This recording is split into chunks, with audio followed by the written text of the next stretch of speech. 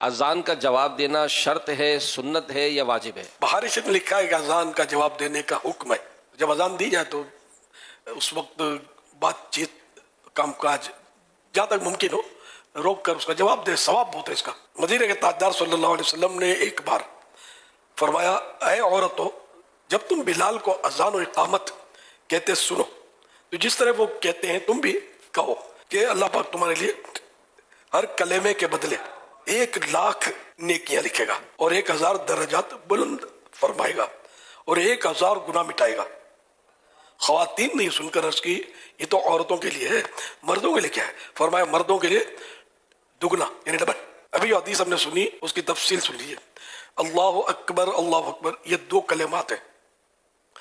اس طرح پوری اذان میں کل 15 کلمات ہیں، 15 الفاظ ہیں. اگر کوئی اسلامی بہن ایک اذان کا جواب دے، یعنی مؤذن صاحب جو کہتے جائیں اسلامی بہن بھی دہراتی جائے، تو اس کو 15,00,000 نیکیاں ملیں گی، 15,000 درجات بلند ہوں گے. 15,000 درجات گریڈز، 15,000 میں 15,000 گریڈز اپ ہوں گے، تو 15,00,000 میں 15 لاکھ نیکیاں ملیں گی اور 15,000 اور 15,000 گناہ معاف ہوں گے. اور اس طرح بھائیوں کے لیے یہ سب دگنا ہے، ڈبل ہے. فجر کی اذان میں 2 مرتبہ الصلاۃ خیر من النوم بھی ہے، تو یوں فجر کی اذان میں 17 کلمات ہو گئے، 17 ورڈز ہو گئے. اور اس طرح فجر کی اذان کے جواب میں 17 لاکھ نیکیاں، 17,000 درجات کی بلندی اور 17,000 گناہوں کی معافی ملی. اور عیسائی بھائیوں کے لیے دگنا. اقامت میں 2 مرتبہ قد قامت الصلاۃ بھی ہے، یوں اقامت میں بھی 17 کلمات ہوئے، یعنی 17 ورڈز ہوئے. تو اقامت کے جواب کا ثواب بھی فجر کی اذان کے جواب جتنا ہوا.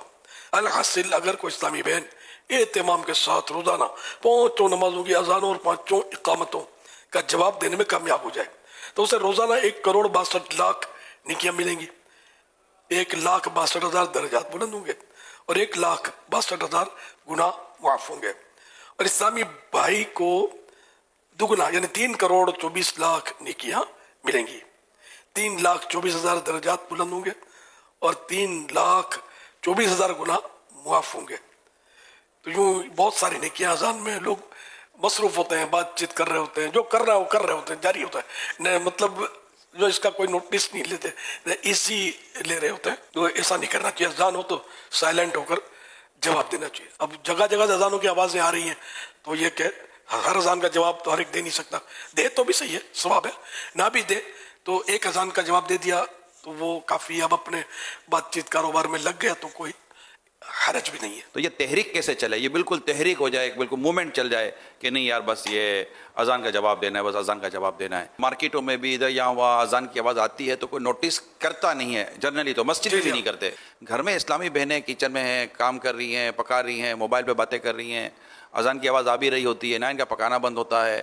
میں نہیں کہتا بھائی مطلب کہ سالن جلنے دے یا دودھ ابلنے دے، بھلے باہر نکل آئے، لیکن اگر ان کا مائنڈ بنا ہوا ہوگا کہ یار ہمیں اذان کا جواب دینا ہے اور یہ اتنی کروڑ نیکیاں، یہ لاکھوں درجات کی بلندی اور گناہوں کی مغفرت اور یہ بخشش کی جو باتیں ہو رہی ہیں، تو یہ تو روزانہ کی بنیاد پر. تو یہ پوری میں خود یہ بھی جیسے آج کوئی ایسی تحریک چلے، ہماری اسلامی بہنیں تحریک چلائیں، ہمارے اسلامی بھائی تحریک چلائیں کہ اذان کا جواب دو، اذان کا جواب دو.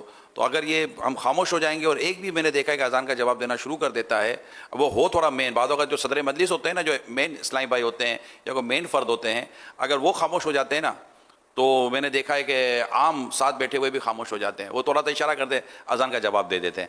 تو یہ ماشاءاللہ دیتے ہیں اسلامی بھائی مل جل کے کریں. تو جیسے ہمارے حلقہ نگران بنے ہوئے، اب ماشاءاللہ یہ پتہ نہیں کتنے 100 یا سینکڑوں ان کے ماتحت ہوں گے. اب اگر یہی بات چیت کرتے رہیں گے مثال کے طور پہ تو ماتحت ہوگا نا، ترکیب میں آئے گا نہیں. اور یہ سارے سائلنٹ زون میں چلے جائیں گے، یار اذان جواب دینا اپنے کو. تو اب اذان کا جواب جو ہے بھائی اس کی آپ نے مہم چلانی ہے انشاءاللہ. جواب اذان کی تحریک جاری رہے گی انشاءاللہ.